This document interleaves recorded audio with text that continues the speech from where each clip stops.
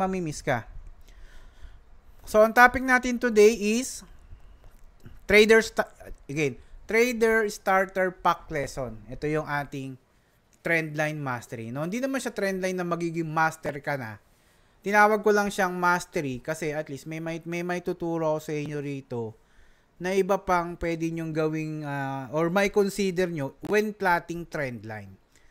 And itong trendline na to, na mastery na ito ay dapat napanood mo yung first video ko, yung paano maganap ng support and resistance. Kasi connected tong trendline mastery na to doon sa support and resistance na topic natin last week, no? Pero ano ba tong trendline mastery, no? Paano ba to? So puntahan natin. Bagay, press 1 muna kung kayo ready na. Ready na ba lahat? Ilan tayo dito? 100. Ilan ba umaten? Ilan ba? Hindi makita na. Ano ba yung group chat natin? Ilan na umaten? Grabe, buhay pa kayo. Sige. 149. Wow, grabe. Okay, sige. Lagay ko lang tong chat box dito. Okay, yung trend line, lagi niyang tatandaan, from the word itself, no? Tinawag siyang trend line kasi meron dalawang word dun, di ba? Trend plus line. No, kaya siya tinawag na trend line, no? Baka iniisip niyo lang, okay, trend line lang siya, kaya siya tinawag na trend line. Pero from the word itself, no, trend, meron siyang trend, tapos merong line, pinagdugtong naging trend line. Pero ano ba yung dalawang trend natin na laging ginagamit kapag nagte-trade? Ano yun? Ano yan, guys? Resistance trend line. Resistance bearish trend. at bullish. Up trend, Dalawang trend, dalawang trend. Up trend, down trend. Yan. Uptrend, and ang dalawang natin, guys, trend. Actually, tatlo sila, may consolidation. Pero syempre, hindi ka naman makakapaglagay ng trend line doon sa consolidation na trend. 'Di ba? Unahin natin yung uptrend, no? Kapag sinabing uptrend, yung price paakyat, 'di ba? Paakyat siya. Since paakyat yung price, mapapansin mo kung nagke-create siya ng higher high and higher low. Makikita nyo. So kung titignan natin yung yung price niya, itong color white na to, ito yung example, gawin natin candle tong color white na to. Ayan yung magiging price niya ngayon. Nagke-create siya ng low, high, higher low, higher high, higher low, higher high, higher low. So since merong trend diyan, paakyat, di ba? Paakyat. Maglalagay ka ng trend line, ibig sabihin kapag nalagyan mo na siya ng trend line, meron ka nang masasabing uptrend. 'Di ba? Meron ka nang masasabing uptrend. So itong trend line, itong line na 'to, hino-hold niya yung uptrend. Kaya tinawag siya na uptrend. The moment na yung trend line na 'to ay binasag ng price, automatically yung price from uptrend magiging downtrend siya. Okay? Kumbaga, itong trend line na to, bigyan natin ng mas magandang explanation. Itong trend line na to, ito yung magiging parang kumbaga sa earth, siya yung hangin, no? Siya yung gitna ng hangin. Tapos yung uptrend, siya yung langit. Tapos yung downtrend naman, siya yung lupa. Kumbaga, nagpapagitnaan siya nung part na yon, no? Napapagitnaan siya. And kapag yung price, binasag niya yung trend line, automatically, mag-iiba na siya ng trend, no? Ano na siya, saan trend na siya mapupunta? Kapag binasag niya yung trend line. Anong trend na?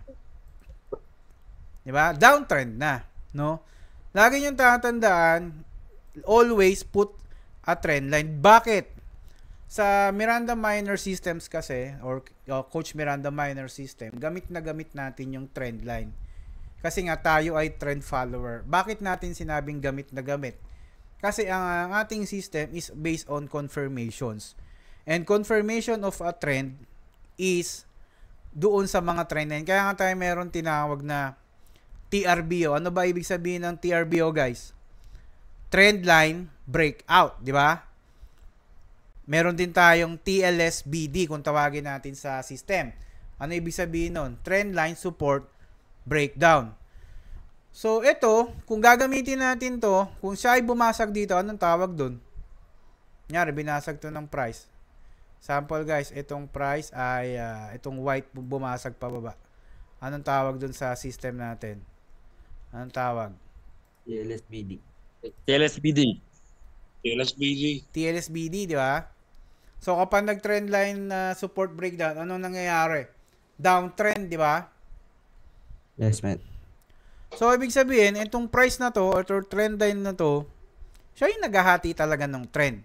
From uptrend, magiging downtrend siya. Okay? Pag binasag niya yung trend line. Pero kung wala siyang binabasag na trend line at nananatili lang yung price above the trend line, mananatili siyang uptrend. Okay? Kapag binasag nila yan, pupunta naman tayo doon sa downtrend situation. No? Ito na siya. Kapag yung price, binutas na to, ano ang tawag natin sa system? TRBO. TRBO, di ba? Meron namang trend line breakout, di ba? Lagi niyong tatandaan, pag kayo ay maglalagay ng trend line, kung kayo ay maglalagay ng pa-uptrend, ang lalagay nyo dito ng mga trend line, yung kulay pula na candle. Mamaya papakita ko sa inyo sa actual chart, no? Pero kung kayo ay maglalagay ng trend line, ang lalagay nyo yung mga pula. Huwag kayo maglalagay ng color green, no? Pula lang. Sapat na yun. Kapag naman downtrend na siya, ang lalagay nyo naman yung mga green na candle, yung nagpapump. Huwag pula. Okay? So, dun sa system natin, meron tayong tinatawag. Siguro, sulat ko na lang din, no? Para at least meron kayong idea sa mga ano. Pero hindi ko tuturo kung paano to i-execute So, dito, kapag meron trend line na paakyat, sabi nga natin, di ba? Ito ay TLSBD or trend line support breakdown. Di ba? Hindi ko i-discuss kung paano to nangyayari. Siyempre, unfair naman yan sa mga nag-enroll. Kasi, binibigay natin to, yung trend line support breakdown na strategy dun sa beginner course, no? Pero, ang gusto ko lang maintindihan nyo, na kapag ang price, bumasag na siya ng trend line, ito ay nangangahulugan na ang uptrend ay tapos na. Okay? Kapag natapos na yung uptrend, ibig sabihin, di ba, kailangan mo malocate to. Kapag na-locate mo yan, ibig sabihin lang yan, ingat-ingat ka na, kakalong. Nabasag niya na yung trend line eh. So, same din kapag sa kabila, no? Pag binasag niya naman tong kabila na to, ang tawag naman natin dyan ay TRBO, di ba? Trend line. Ano to? Ano ulit to? Trend line. Trend resistance Breakout, di ba? TRBO kung tawagin natin sa beginner course. Again, hindi ko na naman di-discuss kung paano mag-TRBO. So, unfair sa mga nag-enroll.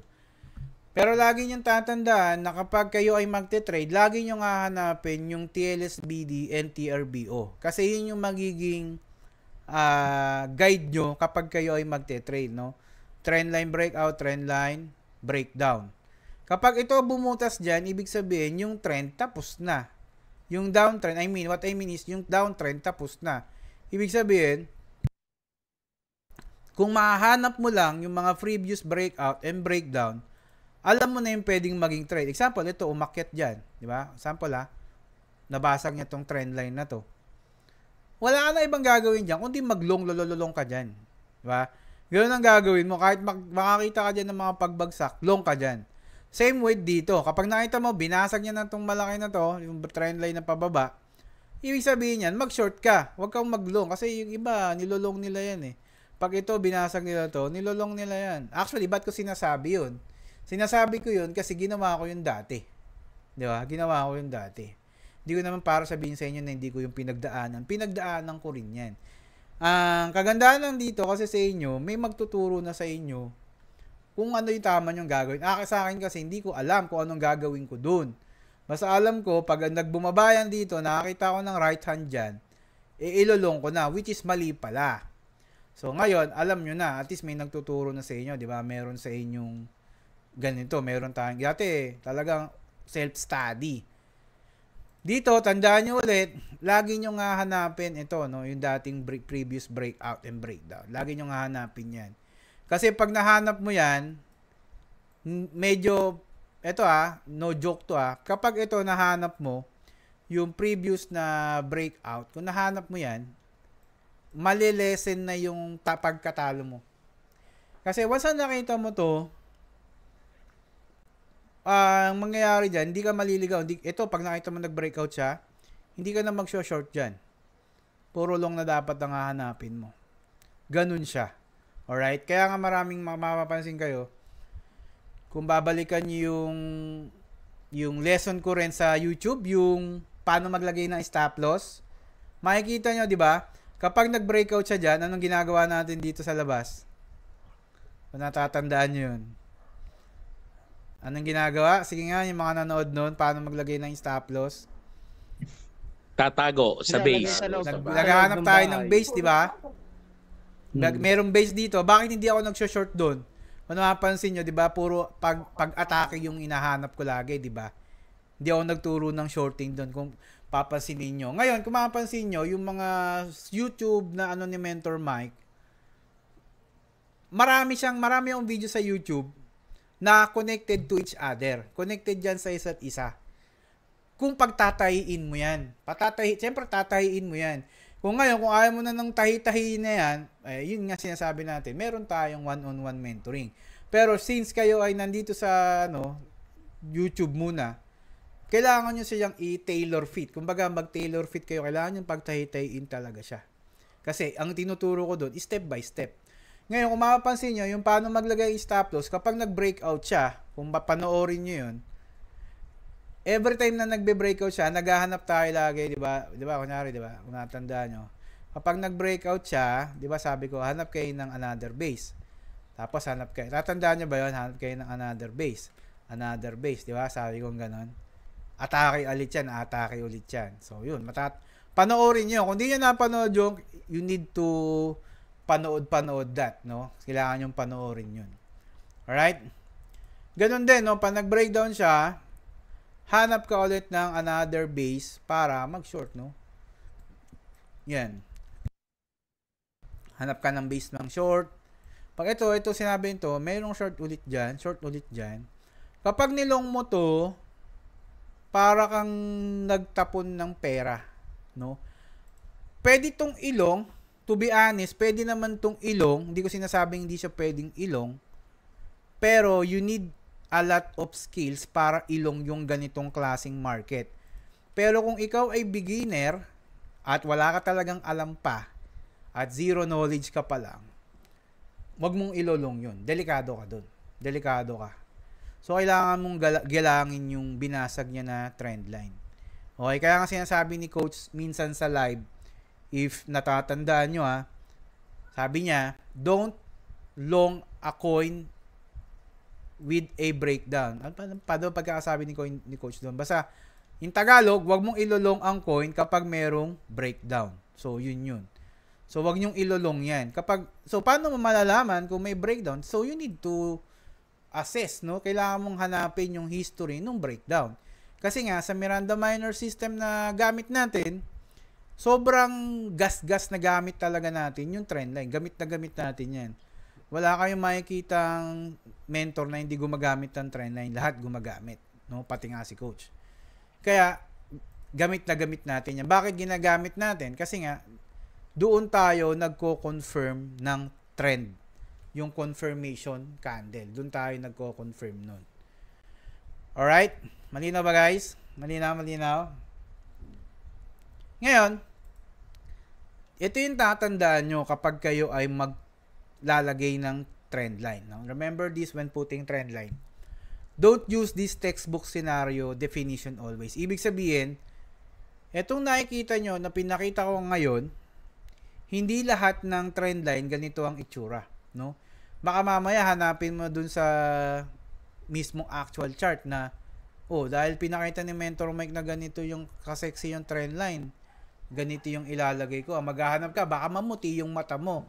hindi laging ganyan ang itsura ng trendline. Minsan, ano siya? Minsan, galing sa taas, minsan galing sa baba. May iba't iba siyang position. So, kailangan mo siyang hanapin, no? So, ibig sabihin, huwag kang magbabase dun sa textbook na meaning. Pag sinabing textbook definition, kunyari, nag-google ka, may research mo dyan, trend line is composed of 2 to 3 touches. And ang nakita mo lang, 1 touches or 2. So, nahanap mo yung 2 to 3. Pinagpilit-pilitan mo yung 2 to 3. Hindi ganun. Okay, hindi ganun. Alright? So, lagi yung tatanda na huwag kayong magbabase lagi sa textbook. Lagi yung tandaan na ang trend line, hindi siya laging sexy. Minsan talagang medyo parang groggy yan. Parang mga partner nyo minsan, mood swings yan. Yan ba rito may mga partner na medyo moody, mga ganon. Parang ganon, isipin nyo trendline partner nyo yan. No, talagang hindi talaga tuwid dyan mag-isip. No? Uy, nakapatawa. Parang natatawa yung iba. And number 2, yung trend line, pag sinabi nating valid na trend line, ang trend line kasi is composed of 2 to 3 touches, no? Ang dalawang trend line na nilagay mo, okay yun, no? Pero ang pinakamatibay na trend line is composed of 2 to 3 touches palagi. Okay, kapag kunyari, kayo ay, ito bigyan ko kayo ng konting tip ha.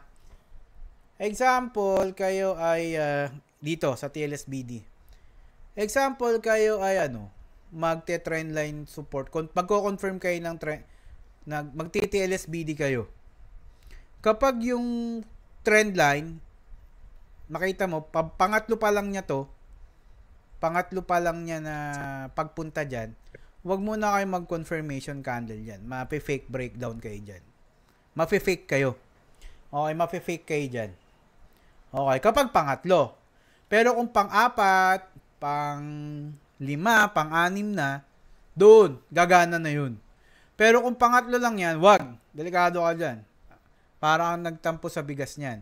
Same with dito sa TRBO, kapag nakita mo na pangatlo pa lang siya, pag sinabing pangatlong touch niya pa lang dun sa trend line na gagawin mo, di ba? Wag kang umasa na magko-confirmation candle yan kasi mayayari ka dyan. Ang CCC mo dyan, mayayari ka, di ba?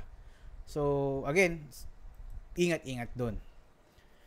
So, ideal trend line connection, pag sinabing ideal trend line connections, katulad ng sabi natin kanina, kinukuha natin yung swing low to swing high, no?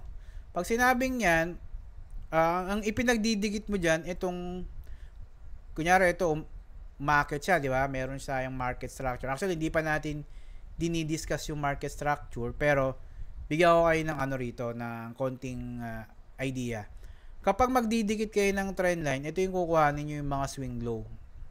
Ito, dito kayo magdidikit ng trend line, no? Huwag kayong didikit ng trend line dito. Baka meron sa inyo, pag dikit-dikitin nyo itong mga, gumawa kayo ng mga unorthodox trend line, yung mga ganito-ganito, di ba? Huwag kayong gagawa ng ganyan. Pwede nyo gawin to, yung parang ginawa ni Kuya Dusty kanina, parallel, pwede naman. Kung nagamit kayo ng parallel, pwede yan. Pero wag nyo lang siya ikakabit-kabit dito kung saan-saan, no? So, laging dun sa mga lows lang, no? Dito lang. Yan. Sa pag-uptrend naman, dito lang din, no? Sa mga swing highs. Dito. Pag tinawag natin to, di ba? Pullback siya. Tapos bababa. Pullback. Bababa. Di ba? Kumbaga, retracement kung tawagin. Dito, may mga resistance dyan. So, ang tawag natin doon, anong tawag natin dito pag nauntog siya dito? Anong tawag natin? Based dun sa SNR na lesson. Anong tawag natin? Correction, di ba? Sopla, kung ano man tawag. Kaya kung mapapansin nyo, lahat ng lesson ni Mentor Mike, talagang tailor fit siya. Ibig sabihin, kung gusto mo talaga matutunan siya, kailangan mong pagpanoorin lahat yun. Tapos, pag napanood mo na siya, i-plot mo siya lahat-lahat, sabay-sabay. Ganun siya. May nakikita kami na nanood lang ng video, talagang kumikita na eh. No? Pero kung gusto niyo talaga nang wala na kayong pagdudugtong-dugtungin, kumbaga mas madali na yung buhay nyo sa pagte-trade, one-on-one mentoring yung solution doon. Yun lang siya. Okay? Pero hindi namin pinupush kayo kagad na mag one-on-one mentoring, no? Kung wala pa naman talaga kayong budget, then focus muna kayo dito sa free learnings ni Mentor Mike, no? Free naman natin itong binibigay. Hindi lang talaga natin ito mabigay ng sobrang detalyado kasi nga meron kaming paid course na binibigay, di ba? So, kailangan, kumbaga, ang ginagawa lang natin dito, kung ikaw ay nagse-self-study, at least, mas maintindihan mo siya na maayos, no? Mas maintindihan. Kumbaga, hindi ka nahanap ng iba pang tutorial sa YouTube, no? Kumbaga, dito, pag pinanood mo yung mentoring, itong pre-lesson ni Mentor Mike, and you want to enroll mentoring, kuhanin mo ako mentor kasi malilito ka. No, pag kunyari, di ba manonood ka pa sa ibang YouTube. Ang daming definition ng trendline kung ano man. Dito, yung dinidefine ko dito is related to sa CMM talaga. Kumbaga, pag nag-enroll ka na, mas maintindihan mo na siya. Mas maintindihan mo na talaga siya. Kasi, connected tong mga tinuturo natin sa isa. Pare-parehas siya lagi. Okay? So, yung trend line, ito yung tinatawag natin dun sa SNR na video. Ang trend line is yung tinatawag nating ano siya guys?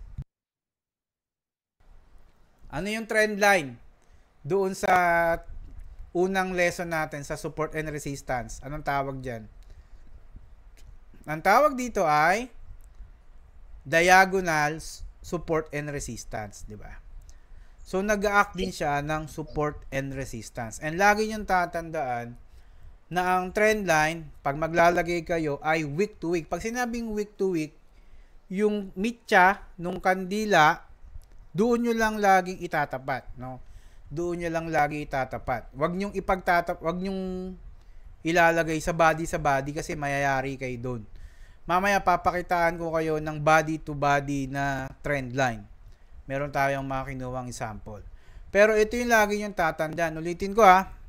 Huwag kayong magbabase sa textbook definition palagi na sexy siya. Not all the time na makakita kayo ng trend line na sexy. Okay, hindi laging ganun. And lagi yung tatandaan, 2 to 3 touches ang trend line. Yan yung valid. Okay? Pag pangatlo, ingat-ingat kayo doon, no? Minsan talagang nagbabounce doon or nagko-correct yung price. Ngayon, dito naman tayo sa trend line rules, no? Ang trend line, may batas din yan, no? Ano ba yung batas ng trend line? Pag magte-trade kayo ng trend line, sample ito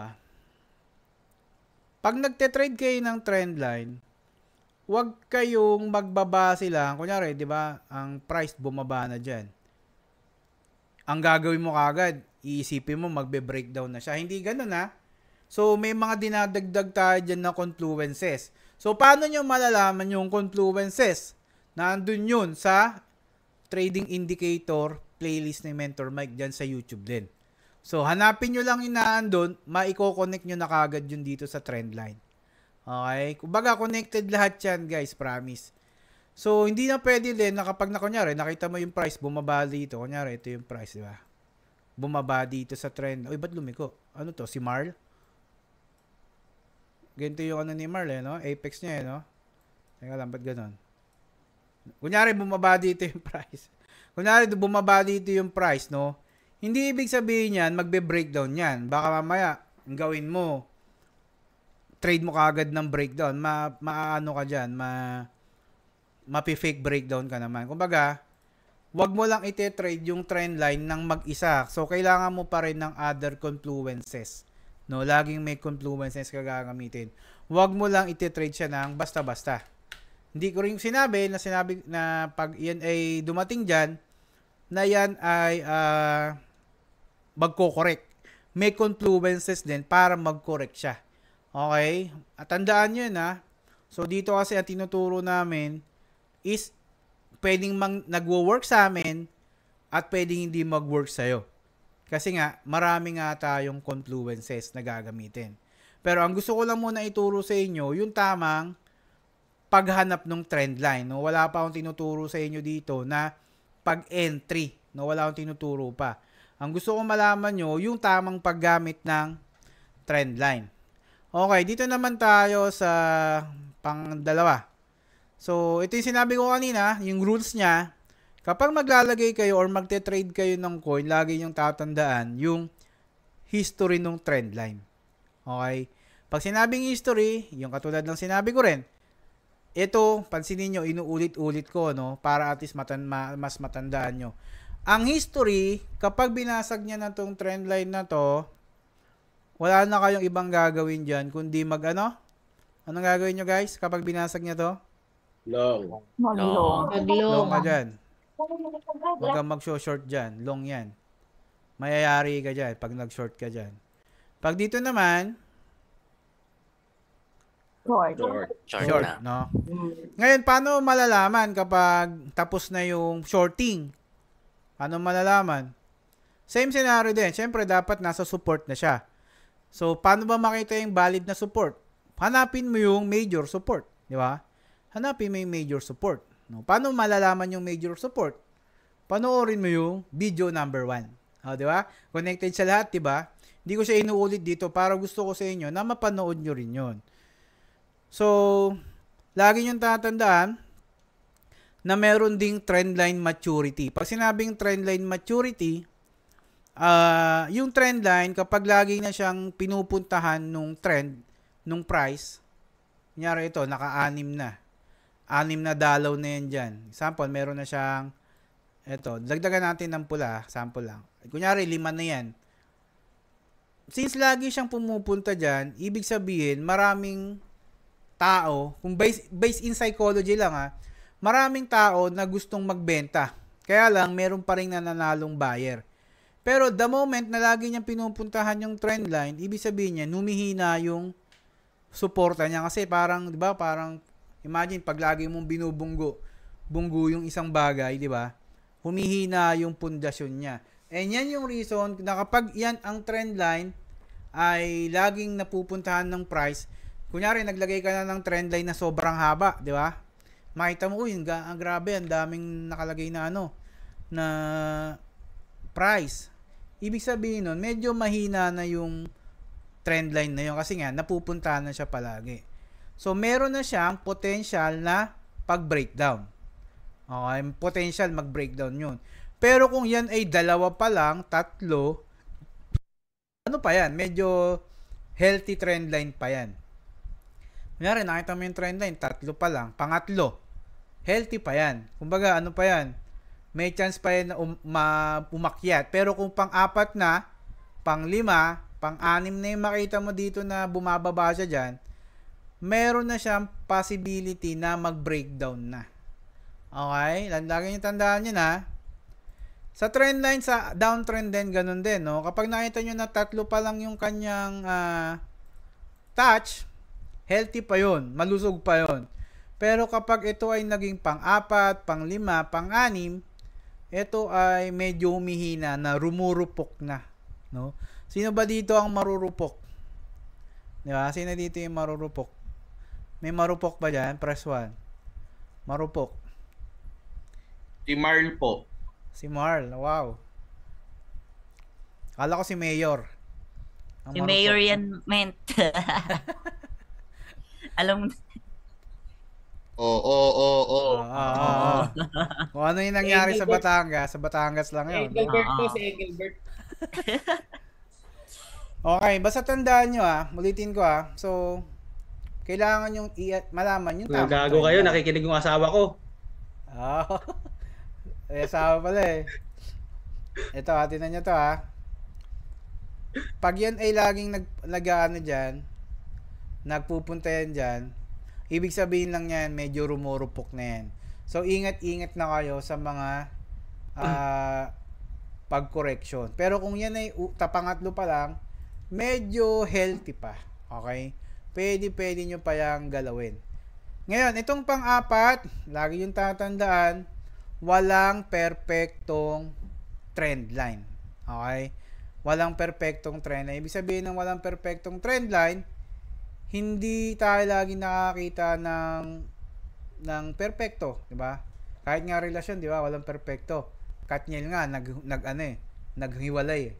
Di ba? 10 years, di ba? Oh, gaano katagal na yan? Timo, sobrang tagal na, di ba? Rumupok na. 10 years na eh. Nadamay pa yung Katniel, di ba? O si Kim Chiu, di ba? Si Kim Chiu, ganun din.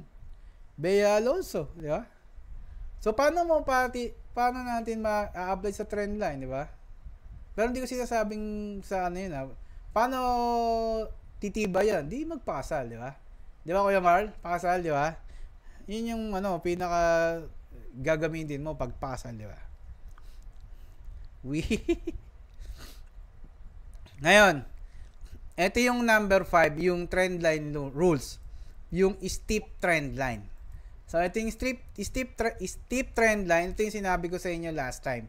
So, kapag yung trend line ay pag ganito, lagay tayo. Kapag nakakita kayo ng trend, pag maglalagay kayo ng trend line, kunyari ito yung price. Kunwari, lagay ako ng sample. Bigyan ko ng sample ng steep trend line. Kunwari, ito yung price. Try mong maglagay ng trend line dyan. Kapag yung trend line, sukatin mo sa leeg mo kumbaga leeg indicator ka. Siyempre, pag nilagay mo yung trend line dyan, anong gagawin mo? Yung leeg mo, di ba gaganon?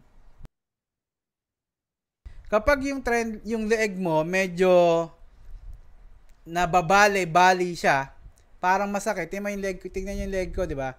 Medyo parang, pag nilagay ko yung trend line dyan, yung leg mo, sige nga guys, open cam kayo, check natin yung mga leg nyo. Ilagay nyo nga to sa, tingnan nga natin, ilagay nyo nga yun sa Ato walang leeg, men. Yung iba. Tingnan nyo yung leg nyo. Kapag naglagay kayo ng trend line, tapos, tingnan mo yung, pag lagay mo ng trend line dyan, tignan mo siya ng diretso using your head. No, isabay mo doon. Kapag nasasaktan yung leg mo dyan, ibig sabihin, yung trend line na yan, pangit diyang gawin. Okay? Kasi nasasaktan ka eh. Dapat, hindi ka nasasaktan. Meron ba dito nasasaktan? Meron ba? Meron, no? Same din yan kapag ang price umaangat, no? Kapag umaangat, lalagyan mo ng trend line, iaano mo na naman yung leg mo. Kapag yung leg mo medyo masakit sa part na to, dito, nakita nyo to. Kasi nga, medyo hindi pangit yung trend line na yan.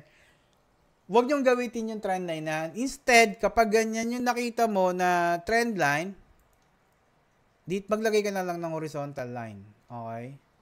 Si Kuya Jervis, wala talaga. Hindi na makakagana. Si Kuya Jervis. Ano si Kuya Jervis? Alala ko si Kuya Jervis. Okay. Nandito, men. Kapag ganyan, maglagay na lang kayo ng horizontal line doon sa mga minor support, no?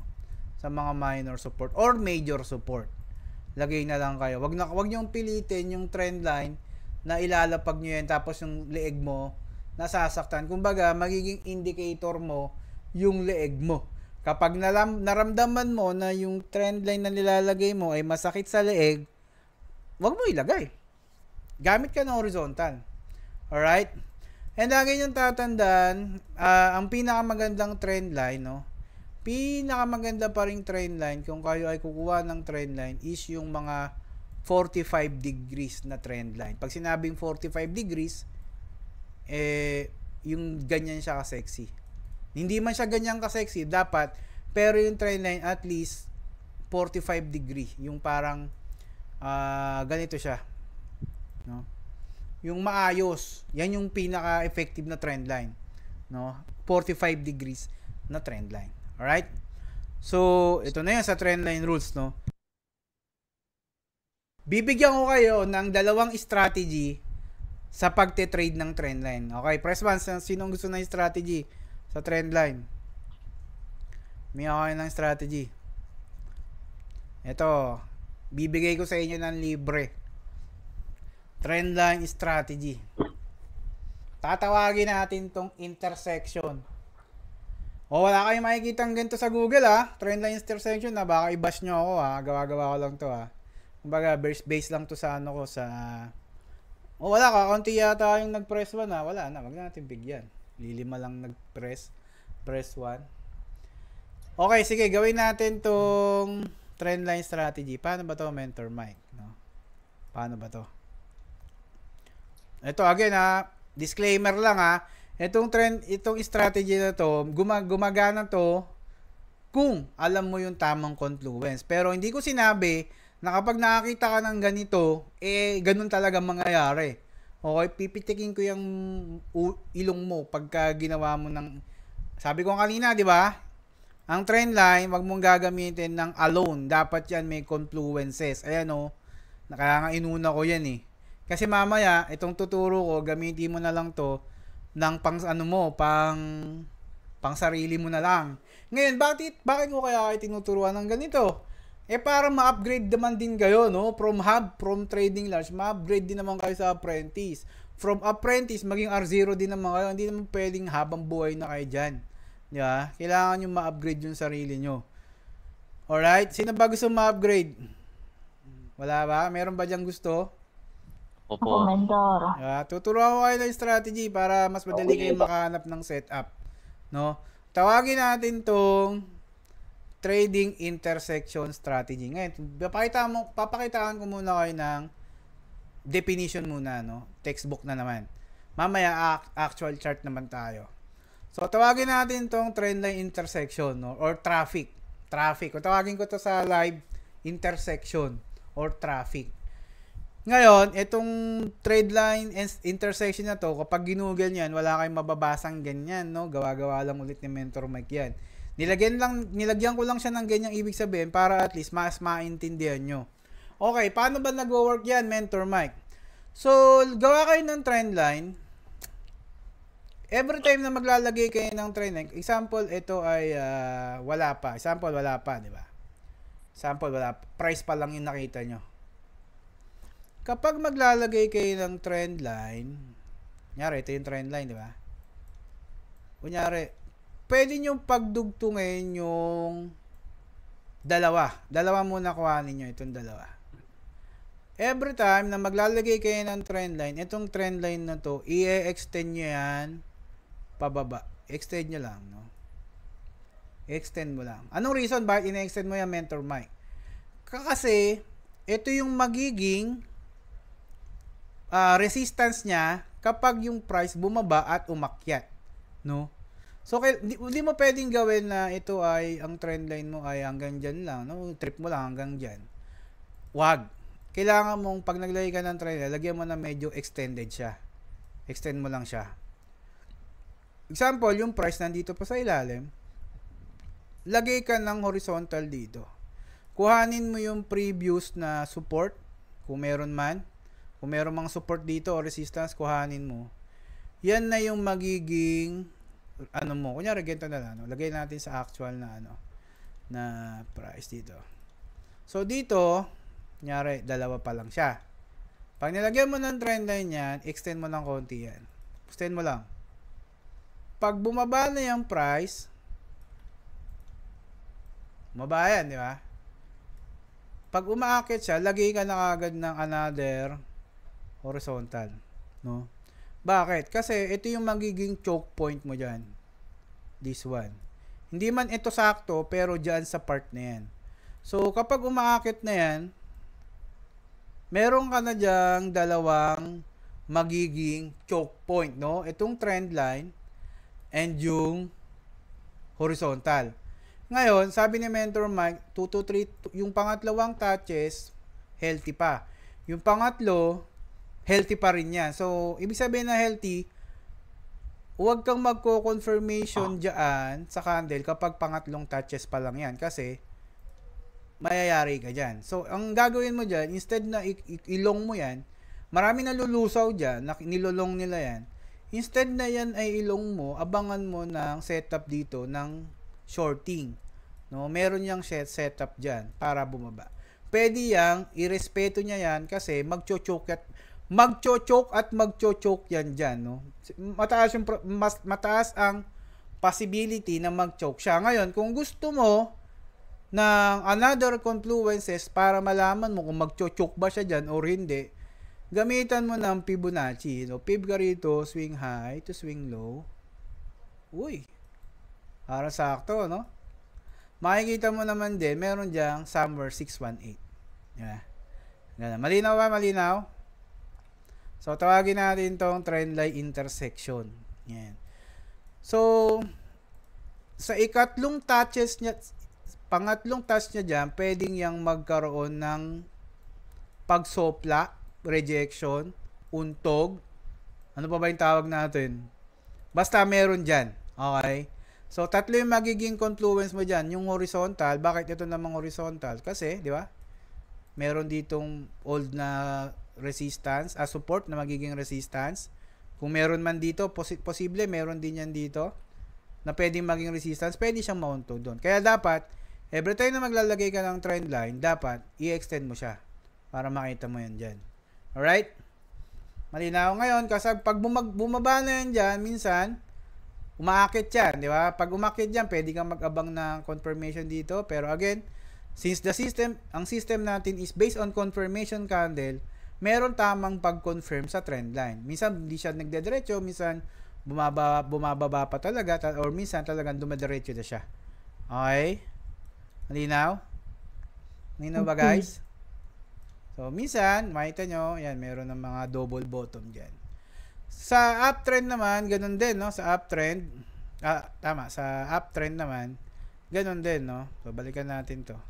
Sa uptrend naman, market yung price, meron na naman siyang intersection, di ba? Kumbaga, kaya ako siya tinawag na intersection, ikaw yung magiging pulis.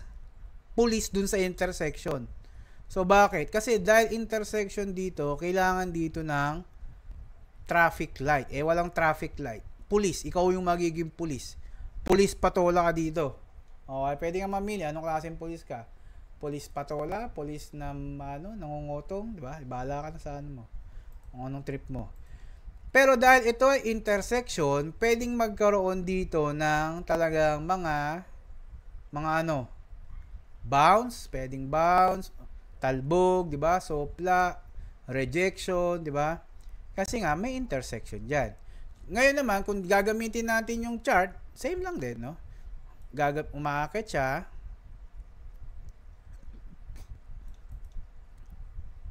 Lagyan mo ng trend line, extend mo. Ay, sample, wala pa to ha. Ay, dali. Lagyan natin. Nyari.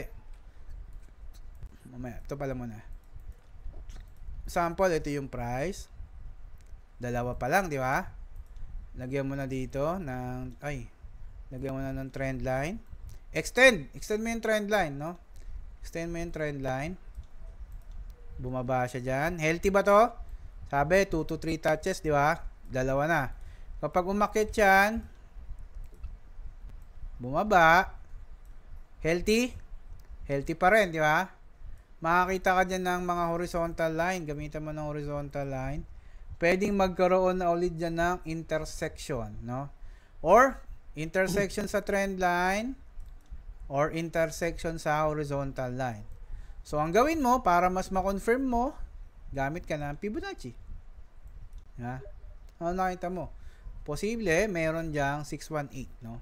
So, ngayon, puntahan natin yung actual chart, no? Para at least makita nyo. Hahanap tayo ng mga ganon. Pero bago tayo pumunta sa actual chart, sa mga nanonood dyan, no? Siyempre, sa YouTube, i-upload natin. Sa mga gustong magpa-mentor dyan, ito, si Mentor Mike ay tumatanggap ng one-on-one mentoring. Kasi sa Global Miranda Minor Group, meron tayong one-on-one mentoring. Ngayon, kung gusto nyo naman akong i-add sa Facebook, add nyo ako, Mike PHB. 9.7 yung followers ko right now, no? Habang nire-record natin to. And syempre, pwede nyo naman tong i-like and share yung ating YouTube account, no? Para like nyo lang pala yung video para mas marami tayong matulungan, no? Ayan, based dito sa record natin, ang average nating score sa one-on-one mentoring is 9.96. Highest po siya na score, di ba? Mataas. Kaya yan yung ano natin. Alright, sige, puntahan natin yung actual chart. Maghanap tayo ng mga intersection. Okay? Unahin natin yung intersection na yung kaninang tinuro ko sa inyo, yung history. Diba? Based sa history kanina, kung natatandaan nyo, na bakit kailangan yung malaman yung history. Kasi dahil dito. Minsan kasi, sample to Tanggalin ko muna to. Minsan, kapag naglalagay kayo ng trend line, kasi ganito. Ganito yung imagine ito, wala pa. Hindi pa to nangyayari. Di ba? Kung mapapansin nyo, dito, ano nakita nyo guys? 1, healthy, di ba? 2, healthy. 3, healthy. Pero yung pangatlo, ano nangyari? Nagkaroon ng pangatlong touch na kasi. Ano nangyari? Rejection. Nagkaroon dyan. Anong nangyari sa pangatlong punta niya? Dumaretso ba agad? Hindi po. Hindi, di ba? Correct. Ano nangyari? Pwedeng nagkaroon ng intersection dito. So, dahil meron dyan, marunong ako manap ng marunong ako manap ng mga resistance, magiging pulis ka. Dito ka tatambay. Hey, man. Ako yung pulis dito. So, may nakita ka, intersection ka dyan, di ba? Titingnan mo ngayon dyan. Uy, merong resistance dito, ah. Tapos, nag-trend line ako dito. Medyo maganda. Nagkaroon na. Ngayon, bakit dyan ka nag-trend line, no? Bakit siya umakyat pa? Simple lang naman ang sagot dyan. Kailangan mo kasing hanapin yung history, di ba? May history kasi ito eh. Asan yung history niya? So, bago pa mangyari kasi itong trend line na kulay, gawin natin kulay pink. Kapalan natin. Bago mangyari itong trend line na to, meron na kasi siyang history before, no? Ito. Pwedeng ito.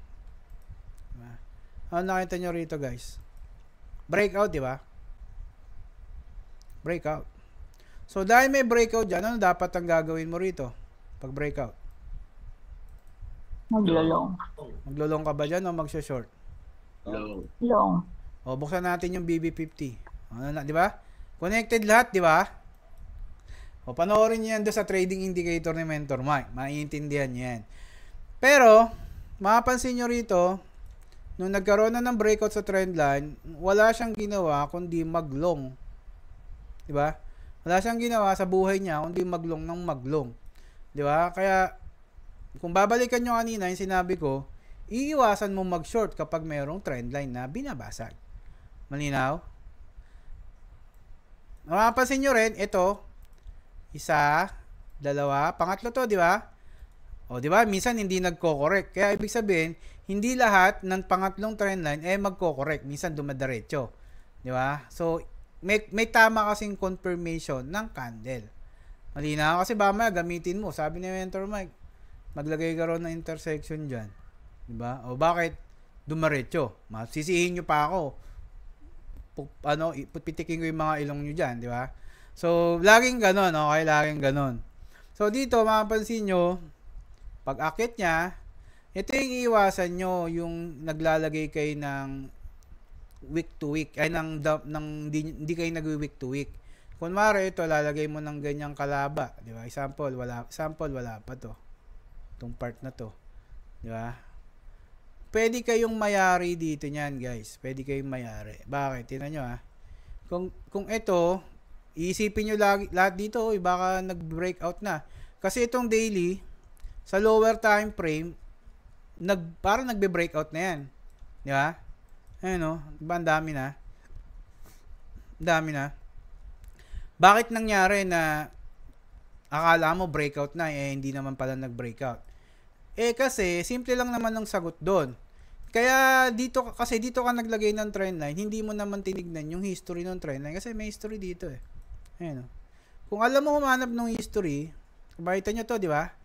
Based dito, nag-breakout siya sa trend line, ano nangyari, di ba? Ano naging galaw niya? Ano nakita nyo? Nag-short ba siya? Yung may binasag siyang trend?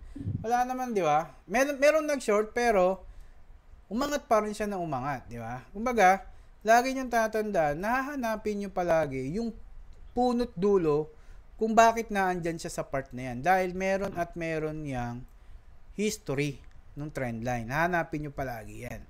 Okay, ngayon, balikan natin yung kwento ulit, di ba? Dito, kung mapapansin nyo, if maglalagay ako ng trend line dito, ano nakita nyo? Di ba? Pwedeng pag breakdown niya, ano nangyari sa galaw ng market? Bumaba. Bumaba, di ba? Bakit bumaba? Meron kasing trend line na binasag, di ba? Kaya ingat kayo diyang kakalong, di ba? Meron namang naglulong, pero as a beginner, wag mo ilolong to kasi hindi ka pa sanay dito. So, kailangan mong hanapin yung trend line na to kasi ito yung magdidikta kung anong klaseng trade yung gagawin mo dyan. Malinaw? Linaw po. Mapapansin nyo rin dito, parang ganun din, no? May mga intersection din dito na nangyari. Bakit siya nagano dito? Pwedeng itong part na to, kung magpi-fib ka dyan, swing low to swing high, makikita mo, meron na siya ditong support, no? 618. Pwede siyang mag-bounce, di ba? Pwede. Kasi nga, may intersection nga siya. Kumbaga, dito ka na naman nag-aabang. Abang nga naman dyan. Alam mo yung mga LTO? Nag-aabang ng sa mga ilikod-likod ng poste. Di ba? Nakatago lang yan doon. Nag-aabang na ng mabibiktima yan doon di ba? Pero pag meron kang dashcam, di mo mabibiktima yan. Bakit niya huli? May dashcam ako di ba? Pagka sinabi mo may dashcam ka, lusot ka. Pero, ito lang yung mga couple of sample na pwede mong makita kapag magte-trade ka using trend line, no? Laging merong intersection diyan. So, hanap pa tayo na iba, meron akong pinipir diyan. Ito, di ba? Yung pagbaba niya rito, bumaba siya ng trend line, merong support, di ba? Umakyat, di ba? Bakit? Di ba? Sabi natin, no? Unang, pangatlong touch, pwedeng magkaroon ng reaction. Pero laging tatandaan nyo, hindi lahat ng pangatlong touch ay dediretso. Ang pinapakita ko lang sa inyo dito, example to na meron nangyari. Pero hindi lahat ng makikita nyo na ganito ay ganitong mangyayari. Mamaya, isipin nyo, pangatlo, magbabounce yan or mag-de-breakdown, biglang tinrade mo. Merong confluences palagi yan. Okay? LTO touch, no? Pwedeng ganon. Pero lagi nyo tatandaan na kailangan, pag yan ay bumababa, i-extend mo yung trend line mo, di ba? I-extend mo, no? Pahabain mo. Tapos, anong gagawin mo? Tago ka na naman dito, di ba? Ito ka na naman. Diyan ka magbantay. Di ba? Bantayan mo na naman to. Kasi, mamaya, magkaroon na naman ng intersection sa part na to. Di ba? Ayun yung tawag natin na trendline intersection strategy. Again, ulitin ko wala kayong mag-google na trendline intersection. Gawa-gawa ko lang yan, di ba? Kasi lagi ako nahuhuli ng LTO sa kalsada. Di ba? Kaya tinawag ko na lang din ganyan. Para may maitawag ako. Pero, again, ito kasi, nangyayari siya. Okay? Nangyayari yan. Okay? Malinaw? Try pa natin. Baka meron pa dito. Okay, ARB. Okay, ARB, ganun din, no? Mapapansin nyo rito, 1, 2, 3, merong support, may trend line, may intersection, di ba? Pwedeng mag-bounce, di ba? Nag-bounce. Pero nung pang-apat na, nag-mature na yung trend line, bumasag na, di ba? Ano nangyari? Bumaba na. So, ano nangyari nung bumaba na siya? So, nag-ano na siya, breakdown siya, pwede ka mag-pib, no? Swing low to swing high. Ayun, umabot siya sa 618, di ba? Pero since nag-breakdown na siya dun sa trend line, anong gagawin mong trade? Diyan, anong gagawin mo? Ano kayang gagawin mong trade pag bumuta siya ng trend line? Siyempre, more on short. Pero ano yung pagkakamali ng mga trader minsan? Ito yung nagiging pagkakamali nila, di ba? Ang ginagawa nila, itong trend line na to, kapag yun na yung nakita nilang setup, sample, wala pa to, Sample, wala pa to. Ang gagawin dyan, dito na nila i-connect yan. Ano mangyayari? Mapi-fake breakdown ka, di ba? Kasi, di ba, ano mangyayari pag nandiyan? Meron na naman siyang intersection dyan, di ba? May support na naman dyan, di ba?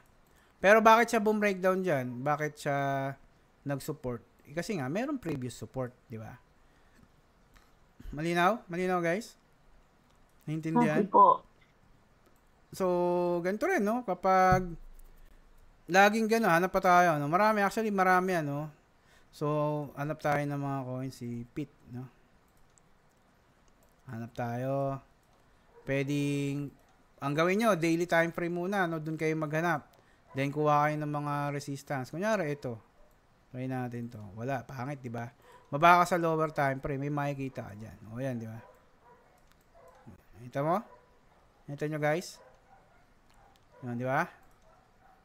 1, 2, pangatlo, may pag-bounce siya, no? May pag-bounce. Bakit siya nag-bounce? Meron lang naman intersection dito, di ba? Meron lang siya intersection diyan. So, saan ka mag-aabang? Abang ka lang diyan. Yeah. Tayo ka lang sa likod ng poste. Abangan mo yung mga huliin mo diyan. Pero, hindi ibig sabihin na kapag nag-bounce yan diyan, ito na kapag nag-bounce yan diyan, and take profit mo dun na sa ano na, January na. Next year na, hindi gano'n, no? Kailangan malalapit lang. Okay, okay. Malinaw ba to? Malinaw? Opo. So, yan. Yan yung gamitin yung strategy, si trend na intersection. Para at least, may ma-trade din naman kayo, no? May ma-trade kayo. Okay? Malinaw? PIN. Malinaw, malinaw? Malinaw po. Yan.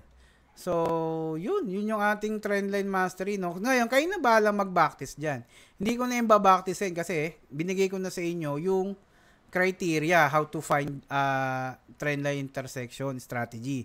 Pero, again, tandaan nyo yung trendline rules. Kasi yun yung pinakamagaano eh. Ito yung kailangan yung intindihin, no? Hindi lahat ng trendline ay bibigyan kayo ng magandang bounce or breakdown.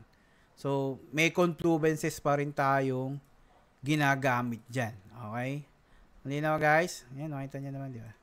Okay, tingnan natin to sa mapa lower time frame, gumagana yan, guys, Gumagana yan. O, titingnan nyo to, O, kapag ito yung nilagay nating trend line, lagay natin. Ayan. Diba? Ito, medyo may marami na dito, di ba? Dito sa part na to. Medyo marami na yung touches niya. Diba? Dumadami na. 1, 2, 3. Isa. Diba? 1, 2. Hindi nag-touch. Pero pangatlo, bumaba. Pang-apat, bumomba na. Bumutas na. Diba?